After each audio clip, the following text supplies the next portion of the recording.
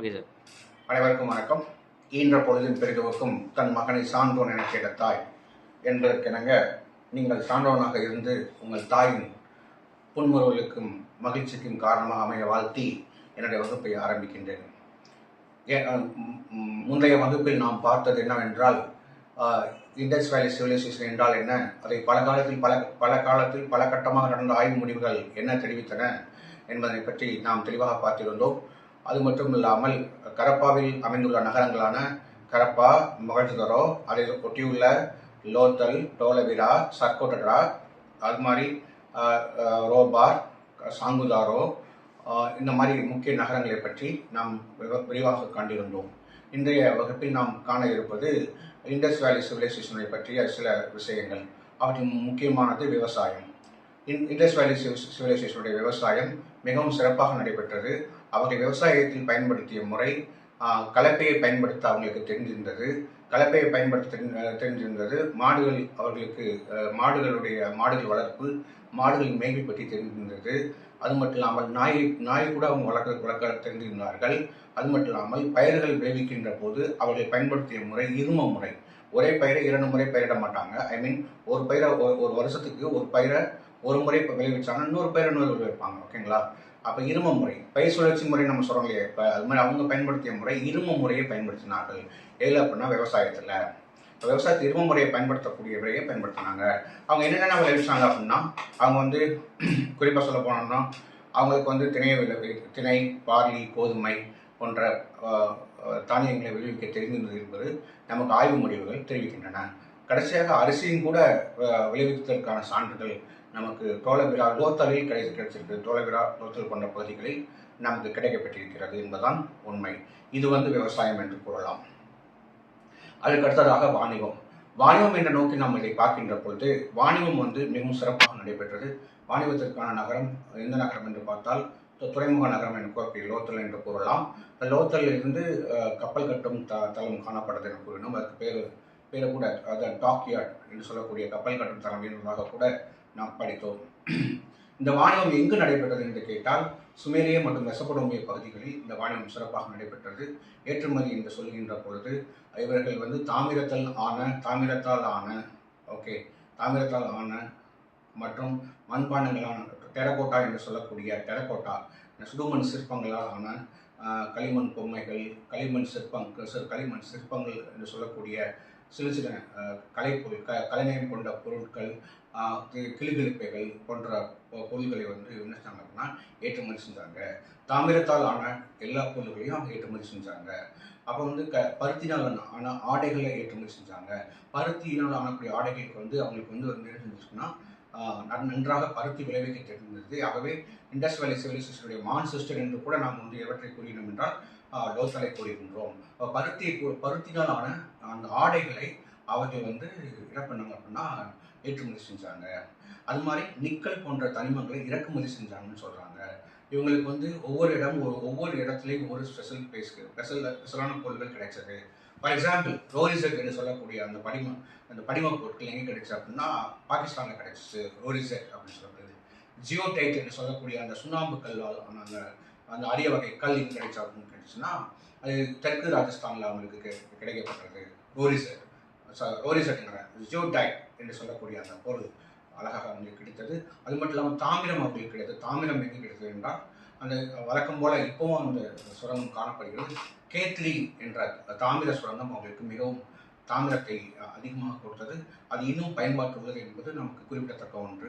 அது மட்டும் இல்லாமல் அவர்களுக்கு வைடூரியம் கிடைத்தது. வைடூரியம் எங்கே என்று கேட்டால் அதாவது இண்டஸ் வேலி சிவிலைசேஷனுடைய நார்த் எல்லை என்று சொல்லக்கூடிய சாற்றலில் இருந்து வைடூரியம் அவர்கள் பெற்றார்கள். வைடூரியத்தினான பொருள்களும் அவர்கள் ஏற்றுமதி செய்தார்கள் என்றுதான் கூற வேண்டும். தங்கத்தின் பயன்பாடும் அவர்களுக்கு தெரிந்திருந்தது என்றுதான் கூற வேண்டும். அவர்களுக்கு தெரியாத ஒரே ஒரு மெட்டல் அது என்ன அப்படின்னா இரும்பு தான். இருமை பற்றி மட்டும் அவர்கள் அறிந்திருக்கவில்லை. ஏனைய இருமை பற்றி மட்டும் அவர்களுக்கு தெரியாது, அவ்வளவுதான். ஸோ ஏனைய தனிமங்களை ஓரளவுக்கு தெரிந்துதான் வைத்திருந்தார்கள். நிக்கலை இறக்குமதி செய்யும் அளவுக்கு அவர்கள் தேர்ச்சி பெற்றிருந்தார்கள். அழகிய கலைவண்ணம் பொருந்திய பொருட்களை ஏற்றுமதி செய்தார்கள், அழகிய ஆபரணங்களை ஏற்றுமதி செய்தார்கள் என்றுதான் சொல்ல வேண்டும். ஆடைகள், அணிகலன்கள், பொம்மைகள், விளையாட்டுப் பொருள்கள், அவங்களுக்கு பம்பரம் போன்ற பொருள்கள் அவர்களுக்கு செய்ய தெரிந்திருந்தது.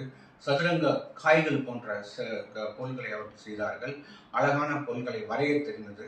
அணில் பொம்மை, அந்த பழங்களை குறிக்கக்கூடிய வண்ணம் இருக்கக்கூடிய அணில் பொம்மைகளை வரைய தெரிந்திருந்தது, அதை செய்ய தெரிந்திருந்தது என்றுதான் சொல்ல வேண்டும். ஸோ இது மாதிரி பொருள்களை அவர்கள் ஏற்றுமதி செய்தார்கள். இதை பற்றி நாம் பார்க்கின்ற போது அக்காதிய பேரரசு நாரம் சென் என்ற அரசன் என்ன சொல்வார் என்றால், நான் மெழுகா பகுதியில் எனக்கான ஆபரணங்களை அணிகலன்களை பெற்றேன் என அவன் கூறியதாக யூனிஃபார்ம் கல்வெட்டில் நாம் அறிய தெரிந்த ஒன்றே. அது மாதிரி நமக்கு இந்த மெசபடோமிய நாகரிகத்தில் நமக்கு தெரிந்த விஷயம், மெசபடோமிய புராணங்களும் இதை பற்றிய அந்த வாணிப ரீதியான விஷயங்களை சொல்லுது. எதை பற்றி சொல்லுது அப்படின்னா, எப்படி மெழுகானா என்ன, இவங்க நம்ம சிந்துசமவெளி நாகரிக மக்கள் எப்படி வாணிபம் செஞ்சாங்க என்பதற்கான குறிப்பு மெசபடோமிய புராணங்களிலிருந்து நாம் எடுக்கும் வண்ணம் அமைந்துள்ளது. மெசபடோமிய புராணங்களில் கூறப்பட்டிருக்கிறது என்றுதான் சொல்ல வேண்டும். மெசபடோமிய புராணங்களில் மெசபடோமியாவில் இன்று இந்த காஜா பறவை என்ற வார்த்தையும் கூட, காஜா பறவை என்றால் மயில் என்ற அர்த்தம், அந்த காஜா பறவை என்ற வார்த்தை கூட நாம் எங்கிருந்து எடுத்திருக்கோம் என்றால், இது கூட நம்ம மெசபடோமிய புராணங்களில் தான் நம்ம எடுக்க வேண்டிய சூழ்நிலை இருக்கிறது.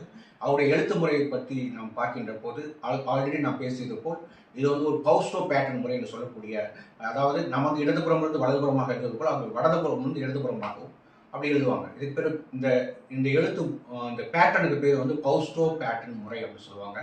இந்த பௌஸ்டோ பேட்டர்ன் முறையை எந்த ஒரு சாயலாக இருக்கின்றது கேட்டால், இது ஒரு திராவிட சாயல், இது ஒரு பிராமிய எழுத்து முறையாக கருத முடிகிறது, இது ஒரு திராவிட சாயல் அப்படின்னு சொல்லிட்டு ஆஸ்கோ போலோ என்று சொல்லக்கூடிய ஒரு அறிஞர் இதை பற்றி விவரித்திருப்பார்.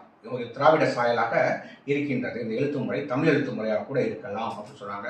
அதில் குறிப்பாக அந்த எழுத்துல எப்படி இருக்குன்னா, சித்திர எழுத்துக்களாக, ஸ்பிக்டோகிராஃப் என்று சொல்லக்கூடிய சித்திர எழுத்துக்களாக காணப்பட்டன.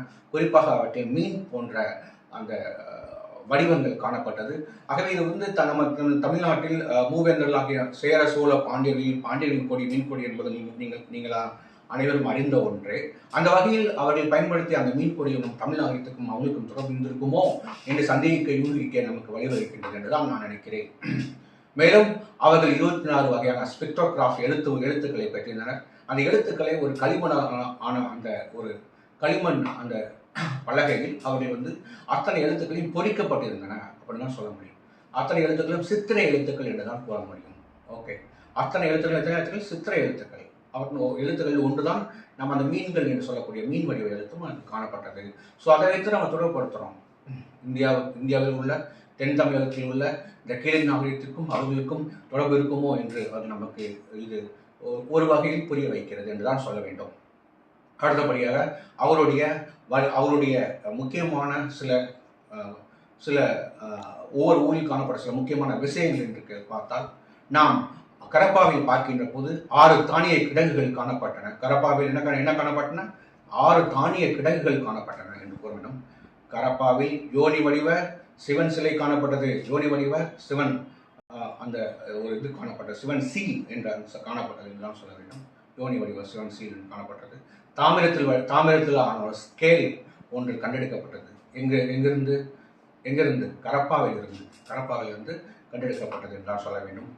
அது மாதிரி இந்த சிந்து சமவெளி நாகரிகத்தில் மிக முக்கியமாக இருக்கக்கூடிய மிக முக்கியமாக சொல்லக்கூடிய இது ஆர்கியாலஜிக்கல் எவிடன்ஸ் என்று சொல்லக்கூடிய இந்த பொருள்கள் அனைத்தும் அதிகப்படியாக கிடைக்கப்பெற்ற இடம் மெகஞ்சதோரோ என்று தான் சொல்ல வேண்டும். ஏனென்றால் நாம் பார்க்கின்ற நம்ம நடனமாடும் மங்கை என்று சொல்லக்கூடிய ஒரு பொண்ணு இருக்காங்க. அவங்களுடைய சாயல் எப்படின்னா, ஒரு நடனம் சாயல் இருக்கு. அந்த தாமிரத்தாலான சிலை, அந்த சிலை அதில் அவங்க பார்த்தோன்னா ஒரு ஹேண்ட் இப்படி வச்சிருக்காங்க. ஒரு ஹேண்ட் அப்படி வச்சு ஒரு மாதிரி ஒரு நடன போஸில் அவங்க காட்சி அளிக்கிறாங்க. அவங்களுக்கு ஒரு கை ஃபுல்லாக நிறைய வளையல் அணிஞ்சிருக்காங்க. அவங்க ஒரு அவங்களுடைய உடல் மொழி எப்படி இருந்தால் ஒரு நடனமாடும் ஒரு இசைவு போன்ற ஒரு உடல் மொழி அமைந்திருக்கின்றது. ஆகவே இது எதை குறிக்கிறது என்றால், கலை அவர்கள் பொழுதுபோக்குக்கும் முக்கியத்துவம் கொடுத்திருக்கலாமோ. அந்த காலத்தில் இந்த மாதிரி நடன நிகழ்ச்சிகளுக்கும் நடனமாடும் மங்கை போன அந்த நிகழ்ச்சி அவர்கள் பொழுதுபோக்குக்காகவும் முக்கியத்துவம் கொடுத்திருந்திருக்கலாம், அல்லது தேவராசி முறை வழக்கத்தில் இருந்திருக்கலாமோ என்றெல்லாம் நமக்கு யூகிக்க தோன்றுகிறது. அந்த சிலை முழுக்க முழுக்க தாமிரத்தில் ஆன சிலை. அந்த சிலையில் காதணி, மூக்கணி, கழுத்தணி, அன்று கையில் போடக்கூடிய அத்தனை வளையல்களும் அனைத்தும் தாமிரத்தால் ஆன பொருளாக காணப்பட்டது. அதுக்கு அடுத்தபடியாக நாம் பார்க்க வேண்டிய முக்கியமான பொருள் என்னவென்றால் மதக்குரு சிலை. மதக்குருவின் சிலை என்று சொல்லக்கூடிய சுனாமின் ஜியோடைட் என்று சொல்லக்கூடிய சுனாமினால் ஆன சிலை ஒன்று காணப்பட்டது. அது ஒரு பாதி அளவில் காணப்படும். 2 கைகள் வெட்டப்பட்ட, இந்த 2 கைகள் கட்டான நிலையில ஒரு பாதி அளவிலான சுனாமி சிலை காணப்படும். அது மதக்குரு என்று சொல்கிறார்கள்.